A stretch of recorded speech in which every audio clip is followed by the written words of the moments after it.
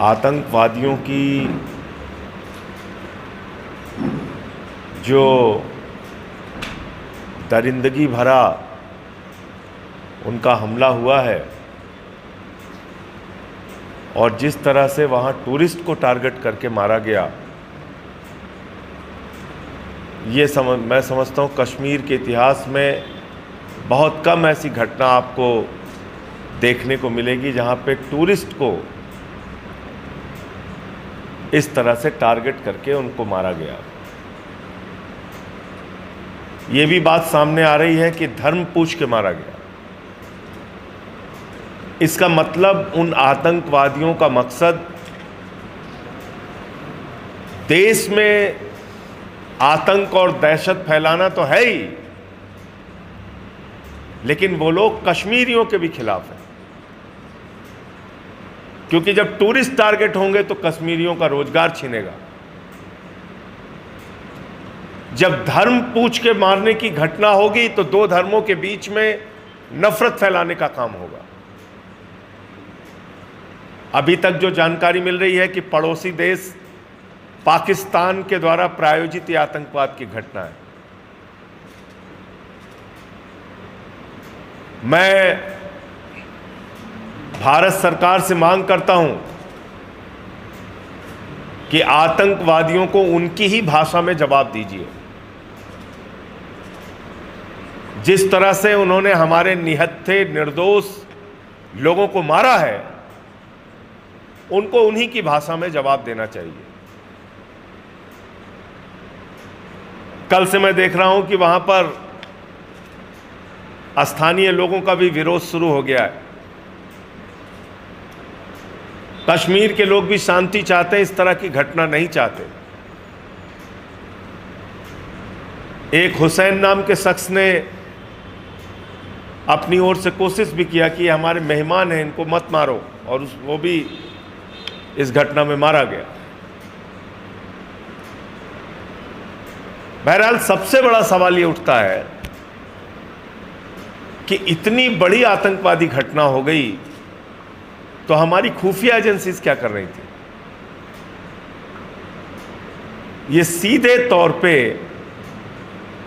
खुफिया तंत्र के फेल्योर का एक बड़ा मामला है। एक क्षेत्र में 2000 से ज्यादा पर्यटक हैं, वहां आतंकवादी पहुंच जाते हैं, गोलियों से भून के 28 पर्यटकों को जान से मार देते हैं। उनके जवाब में कार्रवाई करने के लिए सेना की तैनाती थी या नहीं थी, पुलिस की तैनाती थी या नहीं थी, खुफिया विभाग के द्वारा जानकारी दी गई थी कि या नहीं दी गई थी? ये कई सारे प्रश्न हैं जिसका जवाब केंद्र सरकार को और वहाँ के एलजी महोदय को, क्योंकि पुलिस उनके अधीन आती है, अभी भी वो यूटी है, तो उनको इसके बारे में जानकारी देनी चाहिए। प्रधानमंत्री जी भी अपना दौरा छोड़ के बीच में आ गए हैं, गृह मंत्री जी भी वहाँ पहुँच गए हैं। मैं केंद्र सरकार से मांग करता हूँ कि आप सभी दलों को विश्वास में लीजिए और एक विपक्षी दलों की बैठक बुला के इस पे आप क्या कार्रवाई कर रहे हैं या पूरी घटना क्या हुई है, कैसे हुई है, कहाँ फेलियर हुआ है, उसकी जानकारी देश के विपक्षी दलों को और उनके नेताओं को भी सरकार दे। और जो भी आप कार्रवाई करना चाहते हैं, इनको मुंहतोड़ जवाब देने के लिए, उसमें हम सब लोग आपके साथ हैं। लेकिन प्रश्न उठता है, जब हम लोगों ने बार बार कहा, चिल्ला चिल्ला कर कहा कि पैसे को प्राथमिकता मत दीजिए, भारत की सेना इस राष्ट्र का गौरव है, सेना की भर्ती में कोई हिला हवाली मत कीजिए। हमने बार बार इस बात को कहा कि सेना की संख्या कम मत कीजिए। कोई नेता जाके वहां पे बंदूक लेके भारत की सीमाओं की सुरक्षा नहीं करता, हमारे जवान करते हैं, वो लड़ते हैं वहां पे रह के। लेकिन आपने 1,80,000 सैनिक भारत की सेना से कम कर दिए। 3 साल कोरोना में आप भर्ती नहीं कर पाए, कोई बात नहीं, उसके बाद आप भर्ती कर लेते। लेकिन एक तरफ आपने 1,80,000 सेना के जवानों की संख्या कम कर दी, दूसरी तरफ आप 4 साल के अग्निवीर की योजना लेके आ गए। अग्निवीर की योजना का विरोध पूरे देश के नौजवानों ने किया। हरियाणा हो, उत्तर प्रदेश हो, राजस्थान हो, बिहार हो, झारखंड हो, सब ने किया कि भाई जवानों के जिंदगी के साथ खिलवाड़ मत कीजिए, और ये 4 साल की नौकरी के बजाय जैसे उनकी भर्ती होती थी उस तरह से उनकी भर्ती की जाए। लेकिन आप नहीं माने। हमने बार बार आपसे कहा। तो लोग अपनी जरूरतों को कम करके भी प्रधानमंत्री का खजाना भरने को तैयार हैं, और भर ही रही है इस देश की जनता टैक्स के नाम पे खजाना। कम से कम सेना को कमजोर मत कीजिए, सेना की संख्या कम मत कीजिए। कम से कम ये अग्निवीर की भर्ती को खत्म करके जैसे सैनिक पहले भर्ती होते थे उस तरह की भर्ती कीजिए। तो ये विषय भी मैं चाहता हूं कि अब इतनी बड़ी घटना हुई है तो सरकार को इसकी ओर पुनर्विचार करना चाहिए। और कितनी घटनाएं हुई कश्मीर में वो मैं एक एक करके आपके सामने बताना चाहूँगा।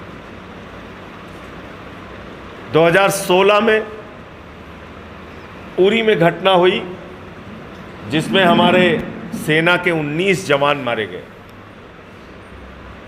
2016 में नागरोटा में घटना हुई और उसमें हमारे सेना के 7 जवान मारे गए।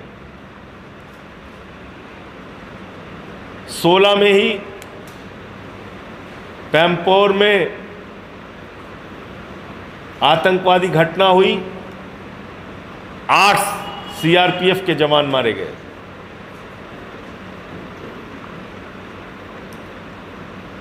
- 2017 में सुंजवान जम्मू में आर्मी कैंप के ऊपर अटैक हुआ, 6 सैनिक मारे गए, 1 नागरिक मारा गया, 3 आतंकवादी मारे गए। 2000 उरी की घटना में भी 4 आतंकवादी मारे गए थे और नागरोटा की घटना में भी 3 आतंकवादी मारे गए थे। 2019 पुलवामा, आप सब लोग जानते हैं कितनी बड़ी घटना हुई थी। 350 किलो आरडीएक्स हिंदुस्तान की धरती पे लाके हमारे जवानों के काफिले पे हमला किया गया और 40 जवान उस घटना में शहीद हो गए। 2024 में तीर्थयात्रियों पे हमला हुआ, 9 उसमें तीर्थयात्री की जान गई। रियासी 2024 में ही श्रीनगर मार्केट में हमला हुआ, ग्रेनेड से अटैक हुआ, इसमें 11 लोग हताहत हुए, कोई किसी की जान नहीं गई। 2024 में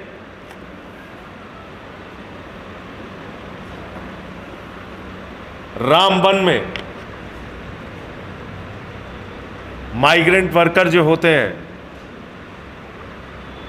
उनको 7 लोगों को मार दिया गया। 2024 में ही जम्मू के अंदर हमला हुआ, उसमें 9 लोगों की जान गई। 2024 में श्रीनगर में हमला हुआ, उसमें 2 लोग इंजर्ड हुए। तो एक तरफ केंद्र सरकार बार बार ये दावा करती है कि सब कुछ शांत हो गया है, सब कुछ ठीक हो गया है, लेकिन मैंने सिलसिलेवार एक एक साल की घटनाओं का जिक्र किया कि कैसे कैसे कब कब हमले हुए हैं। इससे भी ज़्यादा दुख की बात यह है कि पूरा देश इस घटना की निंदा, आलोचना, भर्त्सना करने में, गुस्से में,